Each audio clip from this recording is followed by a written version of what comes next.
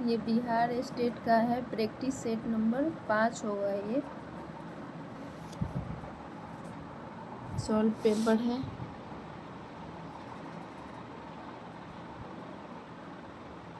रसोई घर में आग की दुर्घटना को रोकने के लिए व्यक्ति को क्या करना चाहिए? रसोई घर में आग की दुर्घटना को रोकने के लिए व्यक्ति को खाना पकाने के बाद गैस सिलेंडर बंद कर देना चाहिए। ठीक है, इसका आंसर क्या होगा? बी। क्वेश्चन नंबर 2 में निम्न में से कौन सा सुमेलित नहीं है? तो सही सुमेलित इस प्रकार दिया गया है, पाथवे चार्ट कार्य सरलीकरण होगा, सेवावृत्ति, मानसिक थकान नहीं होगा, यहाँ पे कार्य पूर्णता होगा, यही गलत है। और यहाँ पूछा नहीं, निगेटिव पूछा है तो बी ऑप्शन होगा, लेकिन सेवा निवृत्ति में क्या आएगा? कार्य पूर्णता। बोर्डम में थकान सही है, आयोजन, प्रबंधन प्रक्रिया, ये सब सही है। ठीक है, इसका आंसर बी होगा। एक व्यक्ति अपने जीवन साथी का चुनाव अपने ही समूह में करता है तो उसे कहते हैं, उसे क्या कहेंगे? तो जब एक व्यक्ति अपने जीवन साथी का चुनाव अपने ही समूह में करता है तो उसे अंतर विवाह कहते हैं।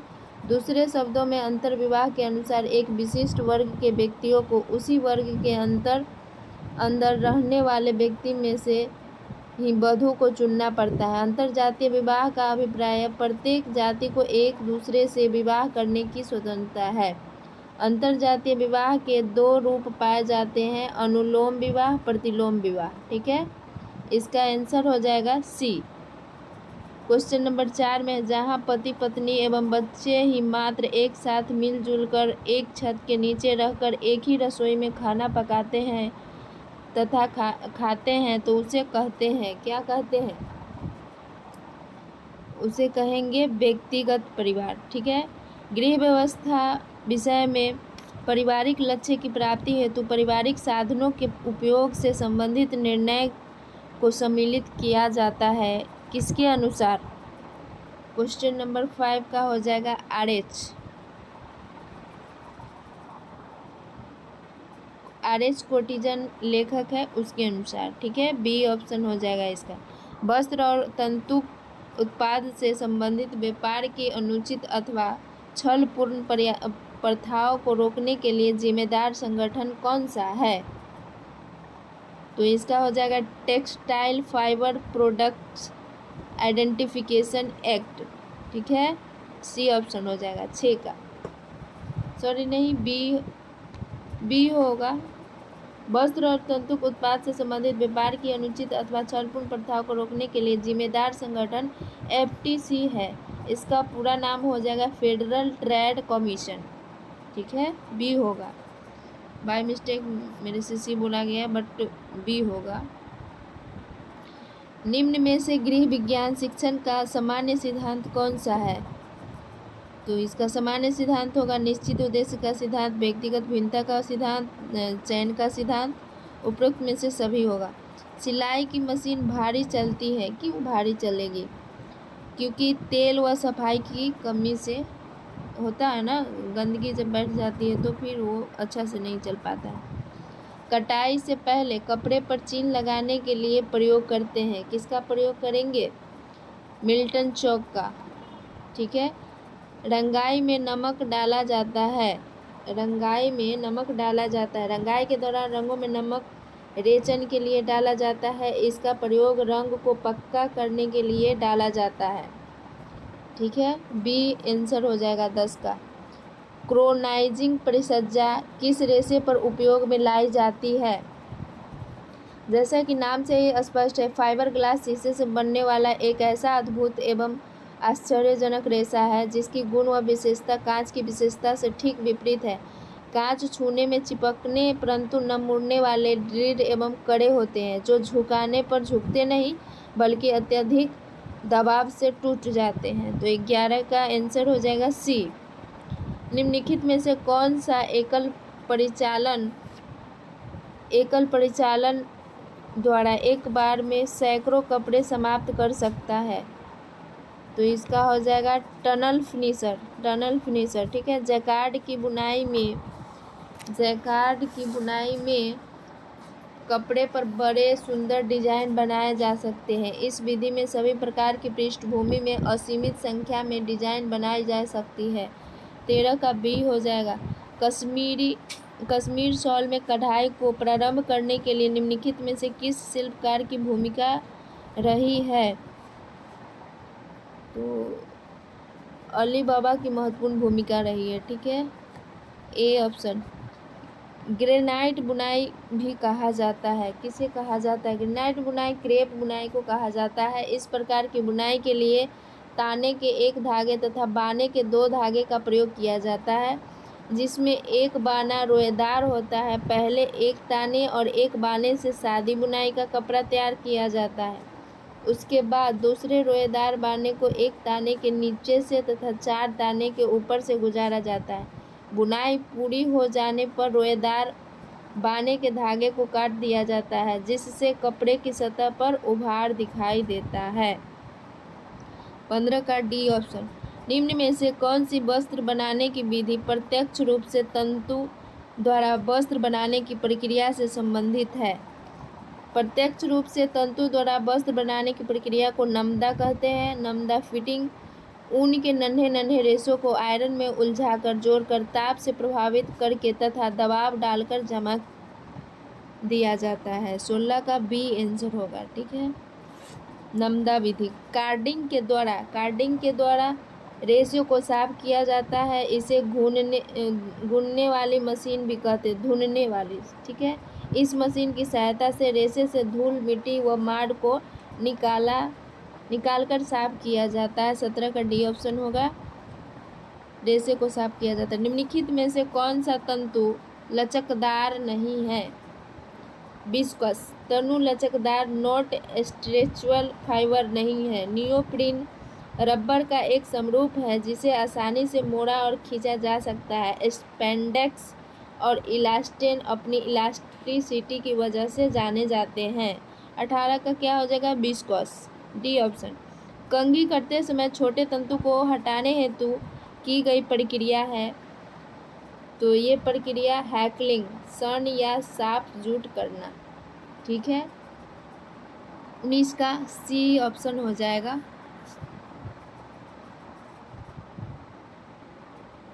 मलमल कपड़े के एक टुकड़े के धागे की संख्या यदि 64 × 60 है तो क्या कहलाएगा?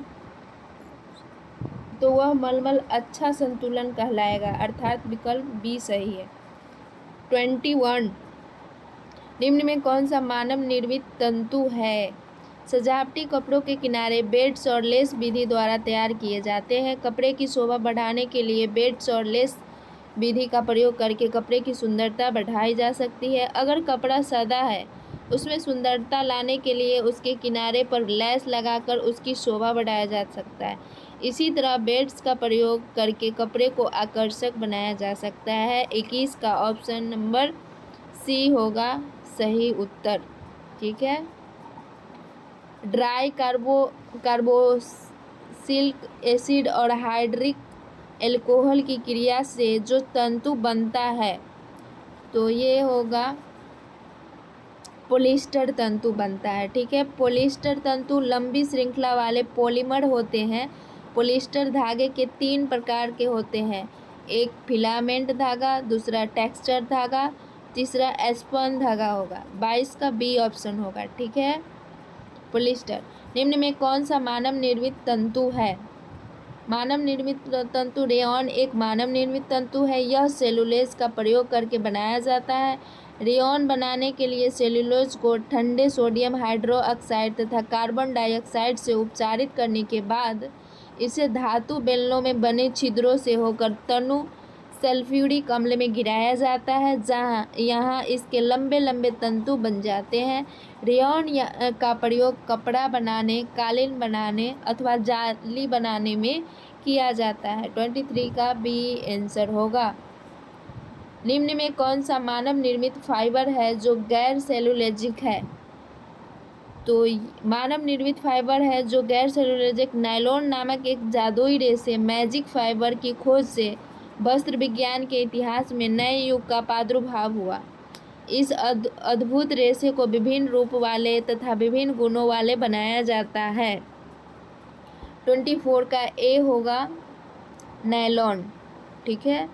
रेशम के कीड़ों को बड़े पैमानों पर पालने तथा व्यवस्थापन को क्या कहेंगे? सेरीकल्चर रेशम उत्पादन या रेशम कीट पालन की प्रक्रिया है जिसमें रेशम के कीड़ों को पाला जाता है। रेशम के कीड़ों का जीवन काल मात्र 2 माह का होता है। इसी अल्प अवधि में यह 4 अवस्था से होकर गुजरता है। ये अवस्थाएं निम्न है: अंडा, लार्वा, प्यूपा, कीड़ा। 25 का हो जाएगा ए सेरीकल्चर। ठीक है। डॉट डॉट रेशे बाल के जलने की बदबू देते हैं। प्रोटीन रेशे बाल के जलने की बदबू देते हैं। ऊन एवं रेशम वूल एंड सिल्क प्राकृतिक रेशे हैं जो प्रोटीन के बने होते हैं। इस कारण इनमें कई प्रकार की समानताएं पाई जाती है। ये दोनों ही रेशे जांतव रेशे एनिमल्स फाइबर कहलाते हैं क्योंकि ये जानवरों से प्राप्त होते हैं। ऊन मुख्यतः भेड़ से तथा रेशम कीड़े सिल्क वर्म से प्राप्त होते हैं। 26 का बी होगा प्रोटीन। जंतु तंतु के लिए ज्वलन टेस्ट देता है। जंतु तंतु के लिए नीली आग ज्वलन टेस्ट देता है। जंतु तंतु में ऊन आता है। ऊन एक प्राणिज प्रोटीन होता है। ऊन मुख्यतः भेड़ से प्राप्त होता है। सर्वप्रथम ऊन वस्त्र का निर्माण इंग्लैंड में प्रारंभ हुआ। यहाँ अति प्राचीन काल से ही उत्तम कोटि के ऊन वस्त्र बनाए जाते हैं। 27 का ए ऑप्शन होगा नीली आग। ऊन की दूसरी परत कहलाती है कॉर्टेक्स कहलाती है। यह प्राकृतिक जगत के प्राणी समूह से प्राप्त होने वाले प्रोटीन युक्त रेशा है। इसमें केराटिन नाम का प्रोटीन होता है। ऊन से वस्त्र बनाने का कार्य सर्वप्रथम इंग्लैंड में किया गया। इसका रेशा टेढ़ा मेढ़ा छोर पर नुकीला एवं बहुकोशीय होता है। ऊन की 3 परतें होती है। पहली परत को क्यूटिकल बाहरी, दूसरी परत कॉर्टेक्स मध्य, तीसरी परत को मेडुला आंतरिक होती है। ठीक है। कॉर्टेक्स में रंग वर्णक मेलानिन उपस्थित होता है। इनसे रंग का निर्धारण होता है। 20A का ए ऑप्शन होगा कॉर्टेक्स। निम्नलिखित में से क्या कपास के लिए उपयुक्त नहीं है? कपास के लिए बिखरा डिस्पर्स रंजक उपयुक्त नहीं है। कुछ स्रोत द्वारा ज्ञात है कि भारत को कपास का जन्मदाता कहा जाता है। विश्व में कुल वस्त्र तंतुओं का 70% भाग कपास का होता है। ब्लीचिंग द्वारा कपास में स्पष्ट सफ़ेदी लाई जाती है तथा क्लेंडरिंग से कपास में चमक आती है। 29 का बी होगा बिखरा डिस्पर्स रंजक। लिनेन वस्त्र के प्रक्रियाकरण के सही अनुक्रम को बतलाइए। लिनेन वस्त्र के प्रक्रियाक्रम का सही अनुक्रम है rippling, rating, sketching, heckling. 30A का ए ऑप्शन होगा रिपलिंग, रेटिंग, स्केचिंग, हैकलिंग। 31 में है लिनेन कहाँ से प्राप्त किया जाता है? फ्लैक्स नामक पौधे से प्राप्त किया जाता है। लिनेन वस्त्र अति प्राचीन काल से ही प्रयोग में आता है। मिस्र देश में लिनेन के वस्त्रों को शान और शौकत का प्रतीक माना जाता है। बाइबिल में भी इस वस्त्र का उल्लेख मिलता है।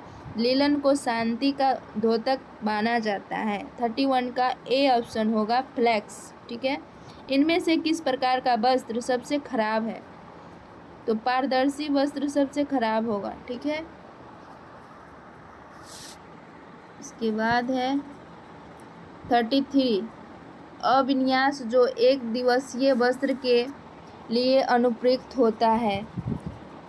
प्रत्येक दिन प्रयोग में लाए जाने वाले वस्त्र के लिए दोहरी तथा तह वाले अविन्यास अनुप्रयुक्त होता है। 33 का डी ऑप्शन होगा दोहरी तह। वस्त्र की पहचान का अत्यंत महत्वपूर्ण परीक्षण है। पॉलिएस्टर तंतु फाइबर एक कृत्रिम बहुलक है जिनका मुख्य उपयोग वस्त्र बनाने में होता है। पॉलिएस्टर बहुलक में पॉलीएथिलीन टेरेपेथलेट मुख्य बहुलक है जिसे टेरिलिन, डेक्रॉन और माइलर के नाम से जानते हैं। पॉलिएस्टर तंतु एम क्रिसोल में घुलनशील होता है। 35 का हो जाएगा डी मेटाक्रिसोल। ठीक है। 34 का क्या था? 34 का डी हो जाएगा माइक्रोस्कोपीय परीक्षण। और पॉलिएस्टर तंतु इसमें घुलनशील है तो 35 का हो जाएगा डी। 33 का हो जाएगा डी। ठीक है। प्रेशर कुकर की डिजाइन इस प्रकार की जाती है ताकि भोजन को उपयुक्त रूप से पकाया जा सके। तो 121 डिग्री सेल्सियस और 15 आईवी पर उपयुक्त रूप से पकाया जाता है। 37 में भोजन में जानबूझकर मिलाया जाने वाला पदार्थ है। भोजन में जानबूझकर मिलाया जाने वाला पदार्थ स्टार्च, जल, हानिकारक रंग आदि प्रमुख है। ये भोजन की गुणवत्ता की परवाह किए बगैर उन्हें आकर्षक बनाने के लिए मिलाए जाते हैं। 37 का क्या हो जाएगा? बी। ठीक है।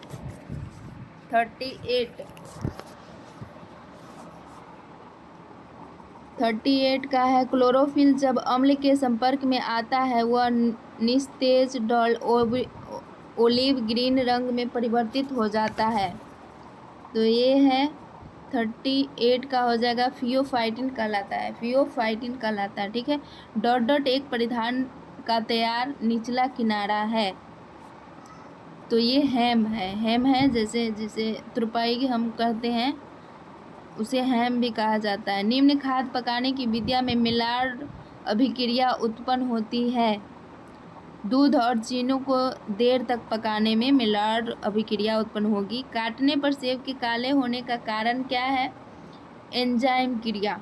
निम्नलिखित में से कौन सा वर्णन ब्लीचिंग के बारे में बताता है? ब्लीचिंग के बारे में बताता है उबलते पानी में खाद्य पदार्थ को कुछ मिनट के लिए डालना और फिर ठंडा करना। डी ऑप्शन हो जाएगा। ठीक है। सरसों के तेल में आर्जिमोन तेल द्वारा मिलावट को किस परीक्षण द्वारा जांचा जा सकता है? नाइट्रिक अम्ल मिलाकर। पानी में डालने पर ताज़ा अंडा क्या करेगा? नीचे बैठ जाएगा। अंडा तथा दूध सुरक्षित रहता है। अंडा 35 से 40 डिग्री फ़ारेनहाइट पर सुरक्षित रहता है। फल, अंडा, दूध, मांस, सब्जी आदि ठंडे ताप के कारण जम जाते हैं जिसमें निहित सड़ाने वाले जीवाणु की क्रिया शून्य हो जाती है। जीवाणु की वृद्धि 40 डिग्री फ़ारेनहाइट से नीचे रुक जाती है।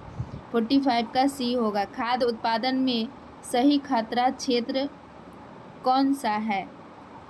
तो ये हो जाएगा 41 के 135 डिग्री फ़ारेनहाइट। खाद्य पदार्थ को सुरक्षित रखने के लिए कितनी मात्रा में चीनी होना चाहिए ताकि अन्य किसी परीक्षक की आवश्यकता न पड़े? तो 47 का हो जाएगा 60 से 70%। यदि मूंगफली को अस्वच्छकर स्थान पर रखा जाता है तो उनमें किस सूक्ष्म जीवाणु से संक्रमित होने की संभावना अधिक होती है? तो ये हो जाएगा सी, अल्फा टॉक्सिन। व्यक्ति का रक्तचाप सामान्य कहलाएगा यदि अनुशीतलन एवं प्रकुंचन दाब है। तो ये हो जाएगा 120/80 mm। भोजन में सोडियम की अधिक मात्रा से होता है क्या होता है? रक्तदाब बढ़ेगा। निम्न में से कौन सी बीमारी ओरल फीकल रूट से फैलती है? मियादी बुखार से ओरल फीकल रूट फैलती है। पेप्टिक अल्सर में दिए जाने वाला आहार है।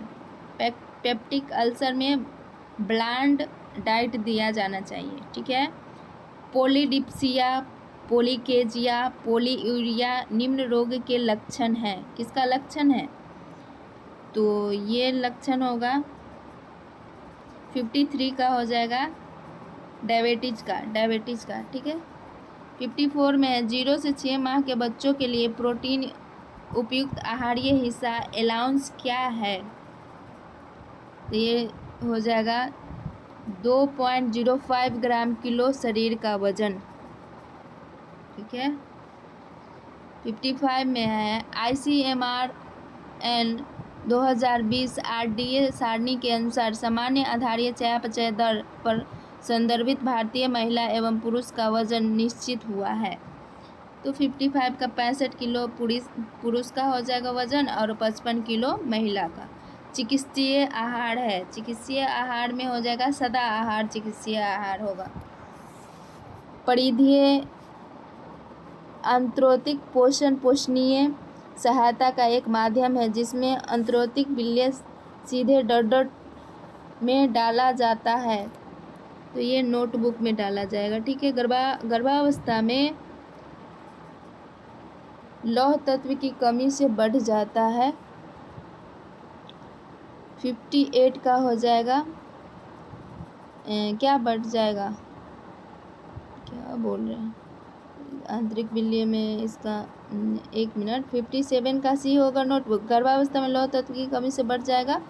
तो प्लीहा और मातृ मृत्यु दर ये इसका हो जाएगा 20। शिशु का जन्म भार 2, मतलब 58 का हो जाएगा ए।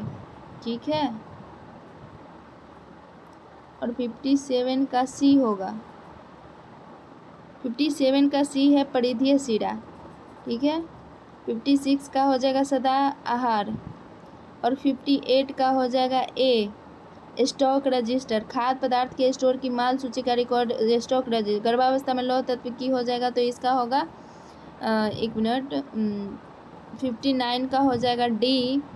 बी और सी दोनों है। बच्चे के आहार में अनुपूरक भोजन की शुरुआत किस उम्र से होनी चाहिए, तो बी हो जाएगा इसका 6 महीने के आसपास। आहार तालिका के लिए आवश्यक है तो ये हो जाएगा फूड लिस्ट आवश्यक है। 62 का हो जाएगा आहार तालिका के नहीं, अंडे की सबसे बाहरी परत है तो ये है कोरोना रेडिएटा। 63 का हो जाएगा पाश्चुकृत दुग्ध की क्षमता की जांच की जाती है फास्फेटेज टेस्ट प्रयुक्त करके। ठीक है। 64 दूध की किण्वन प्रक्रिया में कौन सा जीवाणु प्रयुक्त होता है, तो ये होता है स्ट्रेप्टोकोकस।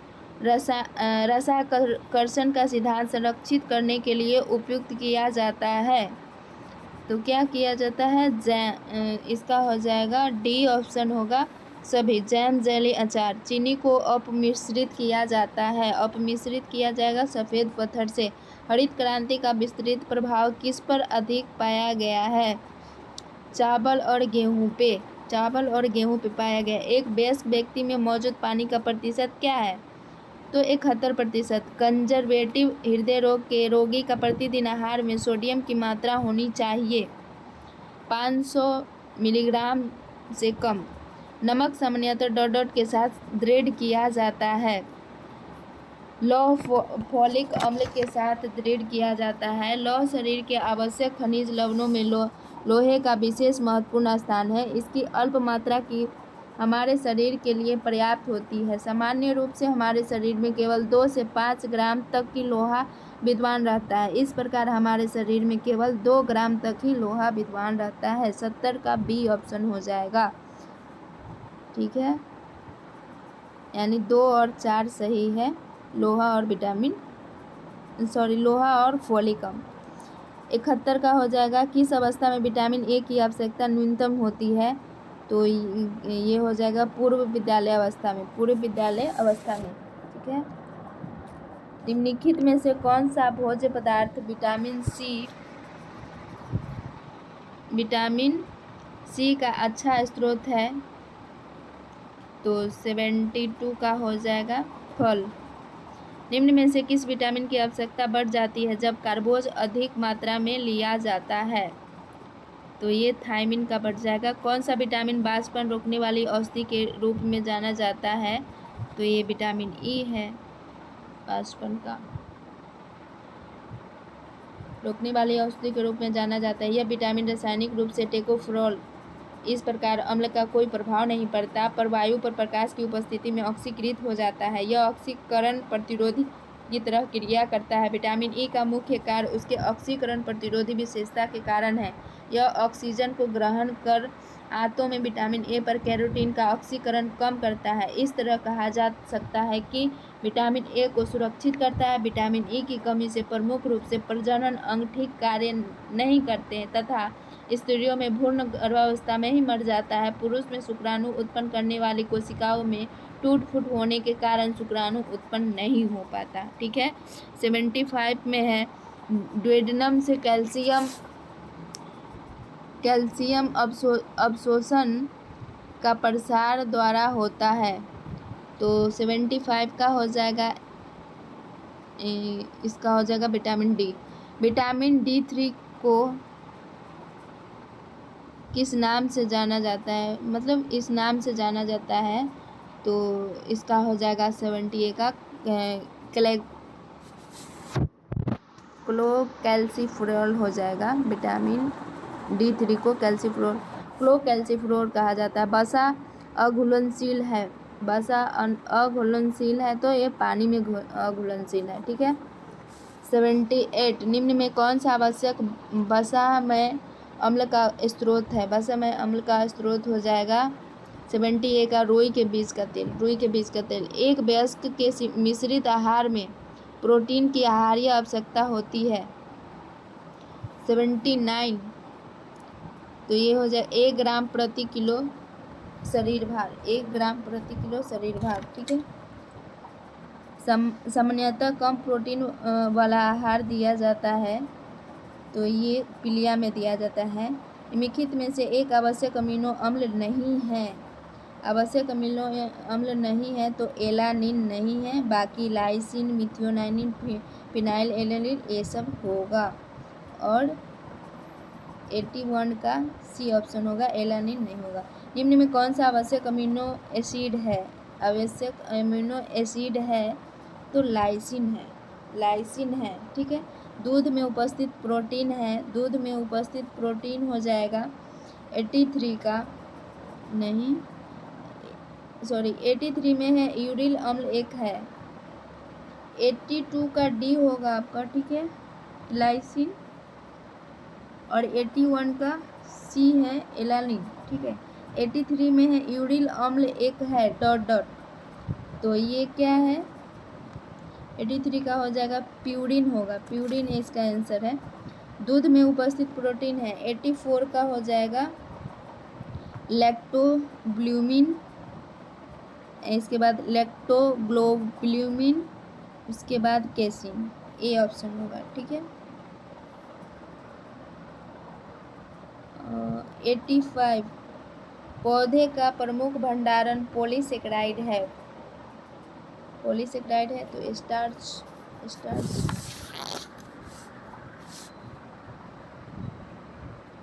एक मिनट, ठीक है। निम्न में कौन सा एक उत्तम कोलेस्ट्रॉल अंश है। उत्तम कोलेस्ट्रॉल अंश है तो यह पित्त सांद्र मोम जैसा एक पदार्थ होता है जो यकृत से उत्पन्न होता है।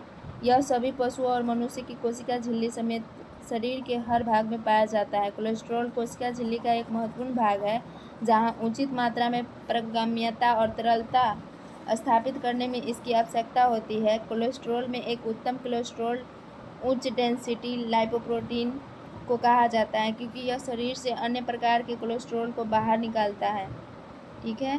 तो 86 का हो जाएगा सी ऑप्शन है, 86 का सी उच्च डेंसिटी लाइपोप्रोटीन। बोटुलिज्म इस मानवीय बीमारी के कारणात्मक कारक का वर्गीकरण निम्न प्रकार होता है, तो इसका हो जाएगा बैक्टीरियल टॉक्सिन का।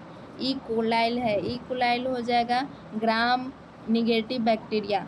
दहन की ऊष्मा एक साधन से नापी जाती है जो कहलाती है, तो ये कहलाएगी बॉम्ब कैलोरीमीटर। बॉम्ब 1 कैलोरी है 90 का हो जाएगा नहीं 1 कैलोरी है तो 90 का हो जाएगा आपका इनमें से कोई नहीं। जैसे कि शारीरिक श्रम करने के लिए हमें जिस शक्ति की आवश्यकता होती है उसे ऊर्जा कहते हैं। ऊर्जा कैलोरी को हम इस तरह से भी परिभाषित कर सकते हैं, ऊर्जा कैलोरी कार्य करने की वह क्षमता है जिससे शरीर को पेशियाँ क्रियाशील रहती है तथा शरीर द्वारा कार्य संपन्न होता है, तो 90 का डी ऑप्शन होगा, इनमें से कोई नहीं। शरीर में पोषक तत्व की कमी व अधिकता से अभिप्राय है। शरीर में पोषक तत्व की कमी अधिकता से कुपोषण हो जाता है। कुपोषण पोषण की वह स्थिति है जिसके कारण व्यक्ति के स्वास्थ्य में गिरावट आने लगती है। एक या एक से अधिक तत्व की कमी से रोगग्रस्त हो जाता है। आहार में पोषक तत्वों की कमी होने से अल्पपोषण तथा अधिकता होने से अतिपोषण हो जाता है। 91 का सी ऑप्शन सही। 92 यदि ऊन को क्षार युक्त साबुन से धोया जाए तो वह क्या होगा, वह कड़ा हो जाता है। ऊन पर क्षार का हानिकारक प्रभाव होता है। क्षार के प्रभाव से रेशा पीला पड़ जाता है, काला हो जाता है तथा उसके रोए फैल जाते हैं और जकड़ जाते हैं। ठीक है, 92 का ए ऑप्शन सही हो जाएगा, कड़ा हो जाता है। 93 पोषक तत्वों पर अधिकांश अवशोषण होता है, तो 93 का हो जाएगा छोटी आंत। ठीक है, इसका हो जाएगा 94 यकृत का मुख्य क्या कार्य होता है। 94 का हो जाएगा पित्त बनाना। यकृत शरीर की सबसे बड़ी ग्रंथि है। यकृत में पित्त रस बनता है। यकृत शरीर के लिए अनेक महत्वपूर्ण कार्य करता है। जैसे जैसे पित्त रस का स्त्राव ग्लाइकोजन के रूप में ग्लूकोज का संचय, वसा का संश्लेषण एवं संचय, विटामिन का संश्लेषण एवं संचय, जीवाणु का भस्म, रोगाणुओं का निर्माण तथा विखंडन, यूरिया का संश्लेषण आदि। 94 का सी हो जाएगा। 95 में सीधी, आड़ी, खड़ी और तिरछी रेखा वाले नमूने रेखाओं की विभिन्न दिशाओं में बनाकर तैयार किए जाते हैं तो क्या कहलाएंगे। भूमिगत विन्यास वाले, भूमिगत विन्यास कहलाएगा। सिलाई मशीन में असमान टाँके आने का कारण है। 96 का हो जाएगा धागा ढीला होना। सुई के चुनाव में सबसे महत्वपूर्ण कारक है तो ये हो जाएगा कपड़े का प्रकार। 97 ए अभिकथन ए, एक परिवार का बजट विभिन्न मंदों के तहत खर्चों का विवरण लिखने का तरीका है। यह परिवार के उनके आय के अंदर रहने में मददगार होता है। कारण, तो 98 का हो जाएगा सी ऑप्शन सही है, ए और आर दोनों सही है। वह सिलाई जिसे सभी कच्ची किनारियों को बंद करने के लिए प्रयोग किया जाता है और जो दो पंक्ति में बनती है कहलाती है, क्या कहलाएगी। 99 सी हो जाएगा फ्लैट फैट सिलाई कहलाएगी।